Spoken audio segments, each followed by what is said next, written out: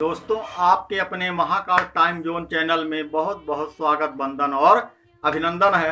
दोस्तों, आज हम कक्षा 12वीं एनसीईआरटी फिजिक्स के यूनिट फर्स्ट का चैप्टर 2, जिसका नाम है स्थिर विद्युत विभव व धारिता के अंतर्गत आज हम प्रारंभ करेंगे।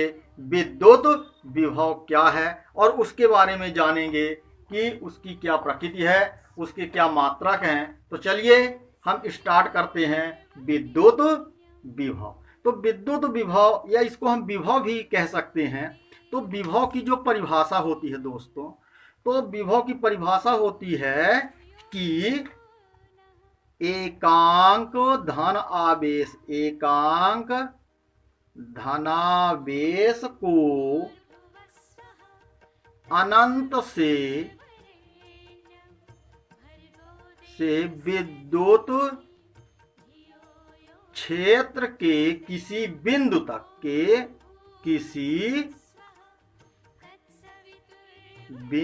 तक लाने में जो कार्य किया जाता है, यानी किए गए कार्य को विद्युत विभव कहते हैं। दोस्तों, एकांक धन आवेश को अनंत से विद्युत क्षेत्र के किसी बिंदु तक लाने में किए गए कार्य को विद्युत विभव कहते हैं। दोस्तों, हम समझते हैं क्या है। दोस्तों, मान लीजिए कि यह कोई एक प्लस क्यू आवेश है। इस प्लस क्यू आवेश के कारण विद्युत बल रेखाएं ऐसे निकलेंगी। जितने परिमाण का यह आवेश होगा, विद्युत बल रेखाएं अनंत की ओर उतनी ही दूरी तक जाती हैं। दोस्तों, चारों तरफ अभिलंबवत विद्युत बल रेखाएं अनंत की ओर जाती हैं। तो जहां तक इस आवेश का क्या है, प्रभाव है, वो क्या कहलाता है, उसका विद्युत क्षेत्र कहलाता है। मान लीजिए ये है पूरा विद्युत क्षेत्र है इस आवेश के कारण। दोस्तों, विद्युत क्षेत्र का जो बाहर का हिस्सा है, विद्युत क्षेत्र के यानी बाहर, वो क्या मान लेते हैं, वो अनंत है। तो दोस्तों, परिभाषा क्या कहती है, यहां इस अनंत से एक परीक्षण आवेश है Q0, उसको यहां से इस क्षेत्र में, इस क्षेत्र के किसी भी बिंदु पर, मान लीजिए इस बिंदु पर यहां पर रखा हुआ Q0 आवेश को लाना है। तो यहां से यहां तक लाने में जो हम कार्य करेंगे उसी को क्या कहते हैं, विद्युत विभव। तो यही विद्युत विभव की परिभाषा हो गई कि एकांक धनावेश को अनंत से विद्युत क्षेत्र के किसी बिंदु तक लाने में किए गए कार्य को विद्युत विभव कहते हैं। दोस्तों, ध्यान रखना, अनंत का मतलब आकाश नहीं होता। अनंत का मतलब यहाँ पर विद्युत क्षेत्र के बाहर का क्षेत्र अनंत कहलाता है।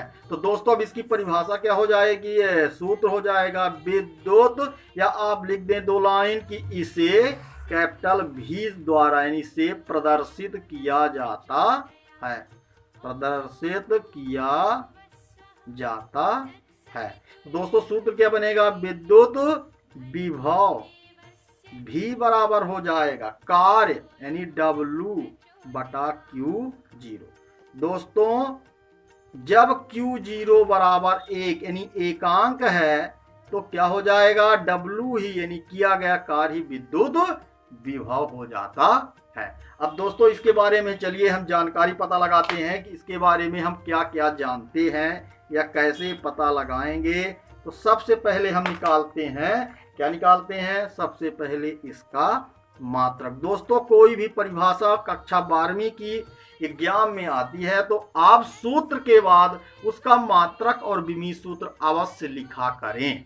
तो सबसे पहले प्राप्त करते हैं मात्रक, तो किस में निकाल दें, SI मात्रक। तो चलिए आप बता देंगे विद्युत विभव का मात्रक, और ये बराबर हो जाएगा दोस्तों W यानी कार्य का जो SI मात्रक होता है कितना होता है, जूल होता है, और आवेश का कितना होता है, कूलाम होता है, और जूल बटा कूलाम बराबर होता है वोल्ट।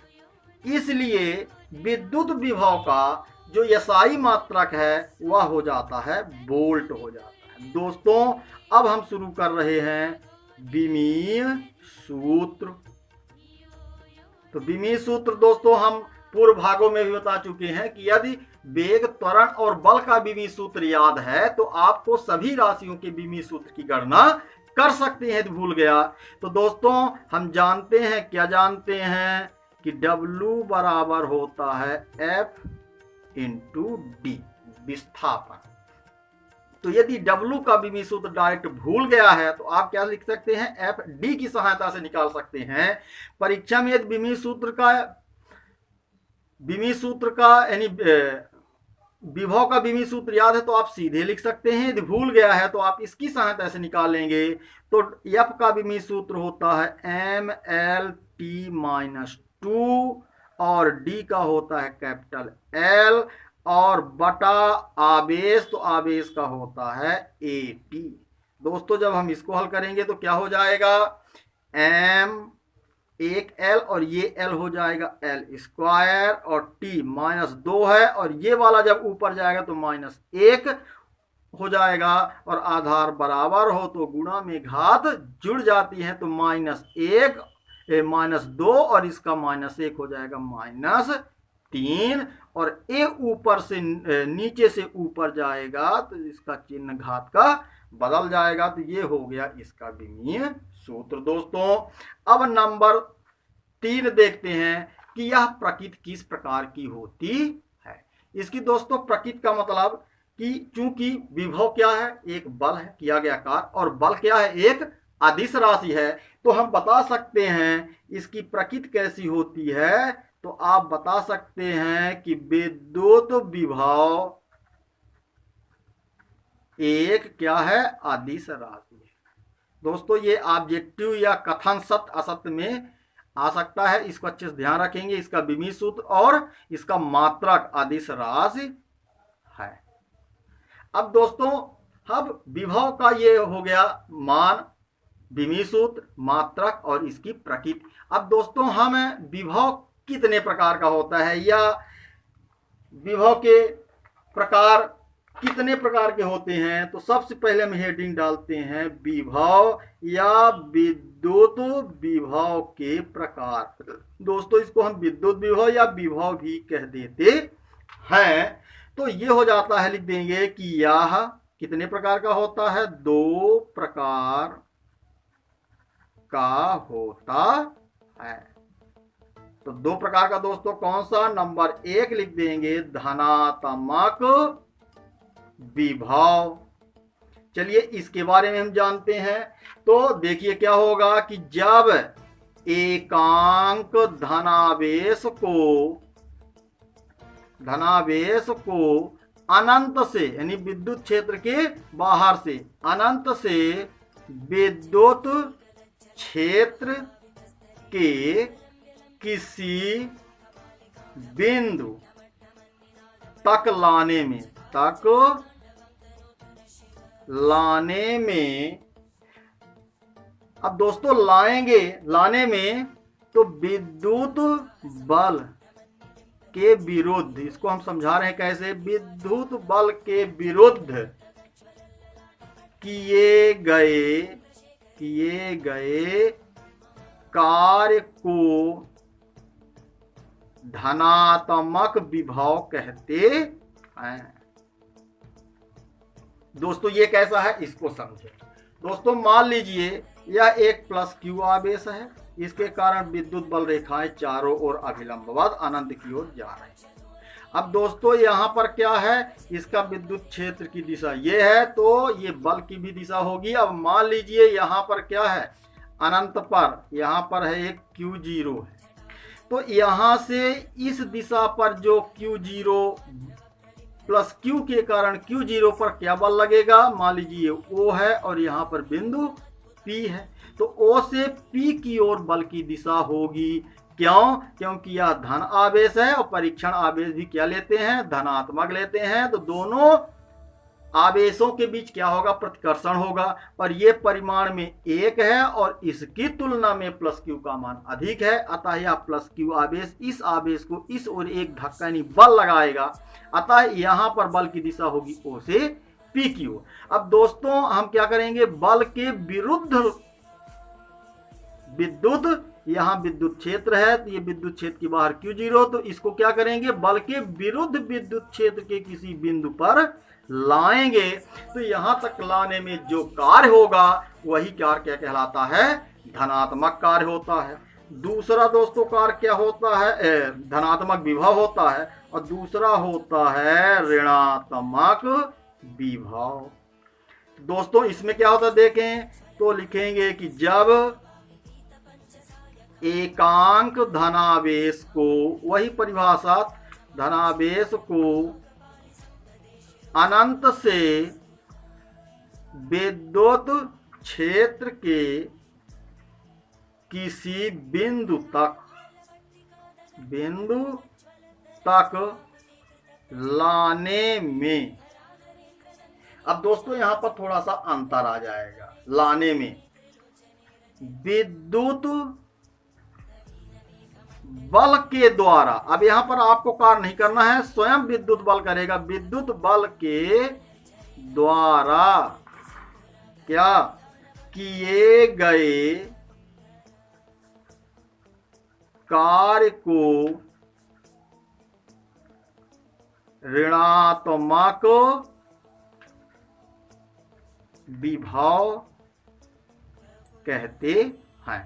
दोस्तों यहां पर अब कैसे होगा, तो दोस्तों चलिए हम समझते हैं यहां पर अब कैसे होगा।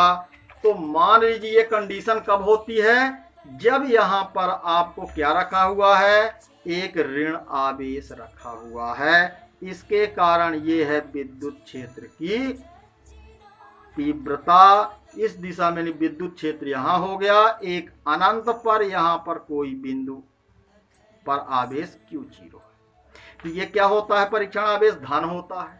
अब इस पर जब यहां पर कोई बिंदु है प्लस Q0 और ये क्या है, ऋण है, तो यह ऋण क्या करेगा, इस आवेश को अपनी ओर आकर्षित करेगा, तो इस बार बल की दिशा क्या हो जाएगी, ये मान लीजिए P है और ये है, तो इस बार बल की दिशा हो जाएगी P से O की ओर हो जाएगी। तो दोस्तों यहां पर क्या होता है, यह माइनस Q आवेश इस Q0 को स्वयं अपनी ओर आकर्षित कर लेता है, क्योंकि हम ये भी जानते हैं कि माइनस Q आवेश पर विद्युत बल रेखाएं अनंत से माइनस Q आवेश की ओर आती हैं, यानी माइनस Q आवेश इसको अपनी ओर स्वयं आकर्षित कर लेता है, यानी यहां पर आपको कार्य करने की जरूरत नहीं रहती है। इसीलिए परिभाषा है कि जब एकांक धन आवेश को अनंत से विद्युत क्षेत्र के किसी बिंदु तक लाने में विद्युत बल के द्वारा किए गए कार्य को ऋणात्मक विभव कहते हैं। दोस्तों यह दोनों परिभाषाएं व्यवहारिक जीवन में भी लागू होती हैं। जैसे यदि हम कार्य स्वयं करते हैं, तो जब हम स्वयं कार्य करते हैं तो हमारे पास क्या होता है, धन का अर्जन होता है, यानी धनावृद्धि होती है। लेकिन दोस्तों यदि उसी कार्य को कोई अन्य व्यक्ति कर दे, हम स्वयं ना करें, यानी मजदूर के द्वारा, तो जब हम स्वयं के द्वारा न करके मजदूरों से या अन्य स्रोत से करते हैं तो हमको क्या देना पड़ता है, पैसा, यानी हम क्या हो जाते हैं, ऋणी हो जाते हैं, कर्जदार हो जाते हैं। तो दोस्तों यदि हम विद्युत बल के विरुद्ध स्वयं कार्य कर रहे हैं तो धनात्मक विभव, यदि हम कार्य नहीं कर रहे हैं, विद्युत बल स्वयं कर रहा है, तो उसे ऋणात्मक विभव कहते हैं। दोस्तों एक परिभाषा और आ जाती है लास्ट की, कि विभवांतर कैसे निकालते हैं।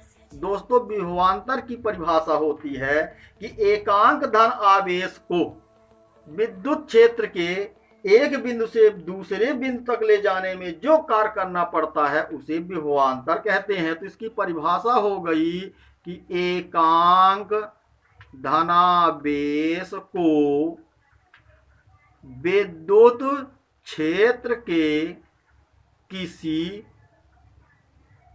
एक बिंदु से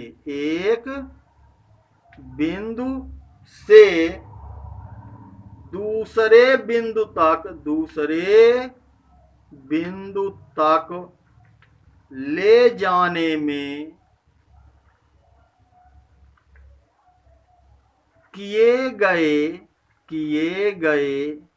कार्य को विभवांतर कहते हैं। दोस्तों विभव और विभवांतर दोनों के सूत्र मात्रक और विमी सूत्र एक ही होते हैं। तो बहुत बहुत धन्यवाद दोस्तों।